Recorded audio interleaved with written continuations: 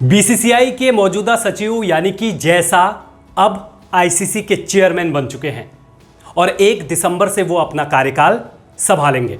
लेकिन एक सवाल जय शाह का पीछा हमेशा करते आया है और वो सवाल ये है कि जय शाह यहां तक अपने पिताजी के बदौलत पहुंचे, यानी कि जय शाह के फादर बीजेपी के गद्दावर नेता यानी कि अमित शाह हैं और लोगों का मानना है कि यहां तक का सफर उन्होंने अपने पिताजी के बदौलत किया। लेकिन आज मैं आपको बताऊंगा कि जय शाह यहां तक किसी के बदौलत नहीं बल्कि अपने मेहनत और अपने तपस्या के बल पर पहुंचे हैं। हर मोड़ पर उन्होंने वो एग्जाम पास किए हैं जो यहां तक उनको लेकर आया है। बीसीसीआई के सचिव बनने से पहले 10 साल का एक्सपीरियंस उनके पास था, क्रिकेट का 10 साल का एक्सपीरियंस उनके पास था और बहुत सारे ऐसे काम उन्होंने किए जिसके बदौलत 2019 में वो बीसीसीआई के सचिव बने।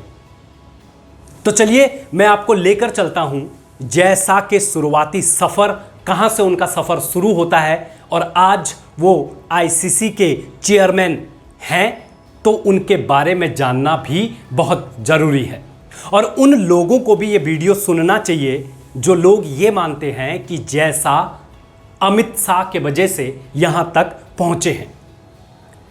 तो शुरुआती यानी कि जय शाह ने अपनी शुरुआत 2009 से किया जब उन्होंने अहमदाबाद के सेंट्रल बोर्ड ऑफ क्रिकेट से वो इसमें उन्होंने पहली बार यहां पर वो आए और एज ए मेंबर उन्होंने यहां पर काम किया।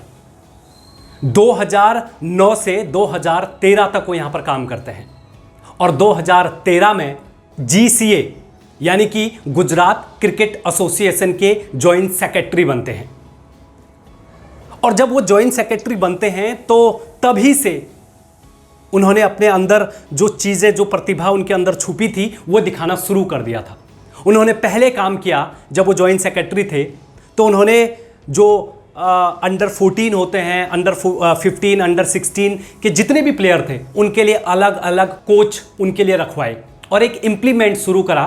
क्योंकि हर प्लेयर के लिए यानी कि हर अंडर 14 हो गया, अंडर 16 हो गया, अंडर 15 हो गया, उनके लिए कोचिंग उन्होंने प्रदान करवाई और इसका रिजल्ट भी निकला जब 2016 और 17 में गुजरात रणजी टीम की चैंपियन बनती है और उन्होंने मुंबई को हरवाया था जिसमें पार्थिक पटेल आई थिंक उसमें कैप्टन थे।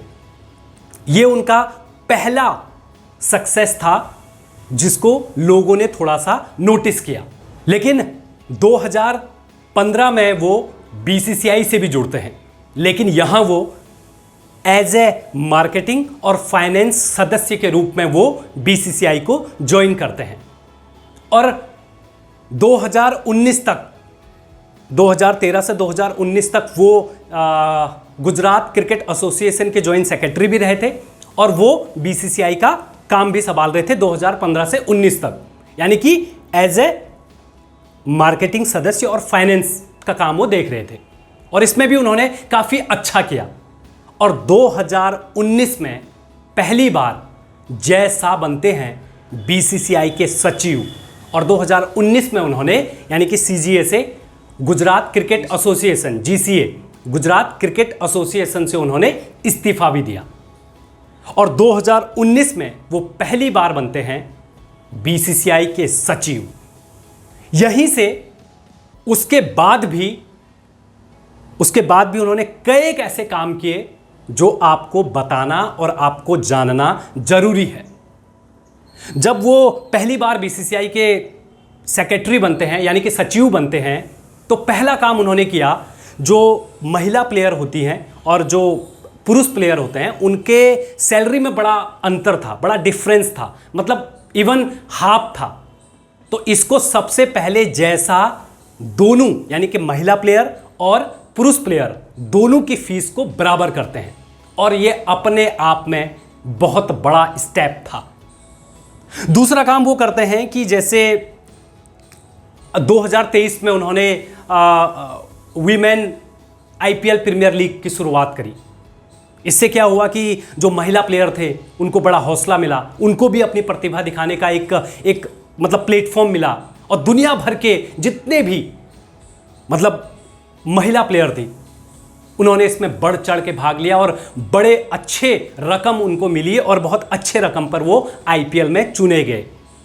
इसके बाद ऑल ओवर वर्ल्ड में जय शाह का नाम गूंजने लगा। मतलब ये पहली बार था जब वो 2023 में उन्होंने विमेन प्रीमियर लीग का शुरुआत करी थी। वो दौर जब कोविड-19 अपने चरम पर थी और सारे प्लेयर थोड़ा मेंटली प्रेशर में भी थे और लोगों को कोई मनोरंजन का कोई साधन उनके पास नहीं था। वो जय शाह ही थे जिन्होंने कोविड के दौरान आईपीएल करवाया, और ना सिर्फ आईपीएल करवाया बल्कि ऑल ओवर वर्ल्ड में दूसरे नंबर पर इसके राइट्स बिके। और जब इसके राइट्स दूसरे नंबर पर बिके तो बीसीसीआई पैसों से मालामाल हो गई। पैसे तो मिले लेकिन प्लेयरों को उनका मेंटल जो उनका प्रेशर था उसको कम करने के लिए काफ़ी मदद मिली और लोगों को भी एक एंटरटेनमेंट मिला। वहाँ से और ज़्यादा जय शाह लाइमलाइट में आए।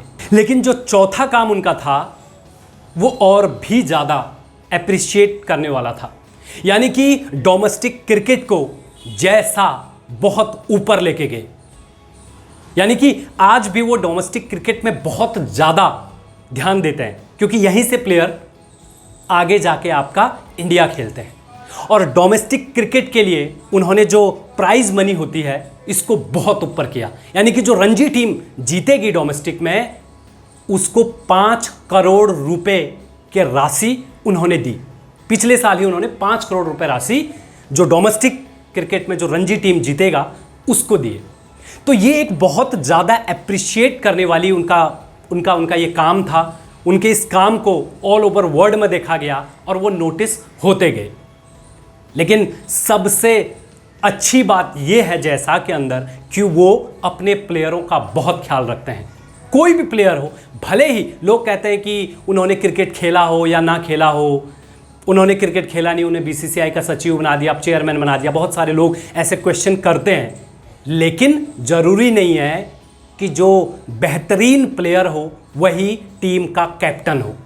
ऐसे तो फिर सबसे बेहतरीन प्लेयर सचिन तेंदुलकर थे, लेकिन वो अच्छे तरीके से कैप्टनसी कभी नहीं कर पाए। तो लीडरशिप की क्वालिटी होनी बहुत ज़रूरी है जो जय शाह के अंदर कूट कूट के भरी थी। यानी कि प्लेयरों की बात मैं इसलिए कर रहा हूं क्योंकि पिछले साल जब अंशुमन गायकवाड़ बीमार हुए थे, उनके पास इलाज के लिए पैसे नहीं थे, वो फॉर्मर क्रिकेटर रह चुके हैं इंडिया के, तो ऐसे में वो जय शाह ही थे जिन्होंने बीसीसीआई की तरफ से 1 करोड़ रुपए अंशुमान गायकवाड़ को जारी किए, यानी कि दिए। और इसके साथ ही उन्होंने जो फॉर्मर क्रिकेटर रह चुके हैं, पुराने जो रिटायर हो चुके हैं, उनका मेडिकल इंश्योरेंस में 10 लाख तक की इस राशि को बढ़ाया।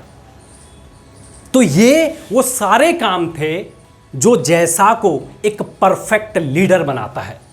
और यही एक लीडर के अंदर क्वालिटी होनी चाहिए और लीडरशिप करने की क्वालिटी होनी चाहिए जो अपने प्लेयरों को किसी भी दम पे उनको नीचा फील ना होने दे। और 2023 में उन्हीं के, जब वो बीसीसीआई के सचिव थे, उन्हीं के अंडर भारतीय टीम T20 वर्ल्ड कप भी जीत के आई। तो ये सारे तमाम काम थे जिसके बाद अब जय शाह आईसीसी के नए बॉस बनने जा रहे हैं और 5वें ऐसे भारतीय हैं जो आईसीसी के इस चेयरमैन पद को संभालेंगे।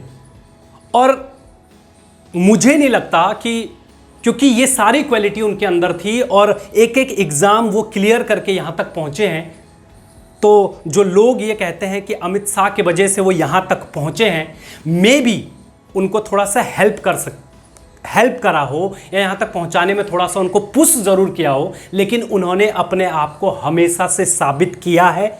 ये आंकड़े हैं, ये सच्चाई है, इसको कोई ठुकरा नहीं सकता। उन्होंने अपने आप को हमेशा से प्रूफ करवाया है और कभी भी किसी भी प्लेयर ने एक बार भी नहीं कहा कि जय शाह मनमानी करते हैं। तो ये सारे तमाम चीज़ें हैं जो बतानी भी ज़रूरी थी, समझनी भी ज़रूरी थी। और अब भारत का डंका एक बार फिर से बजेगा जब आईसीसी के शीर्ष पे कोई भारतीय होगा, यानी कि नाम है जय शाह। 1 दिसंबर से वो अपना कार्यकाल संभालेंगे।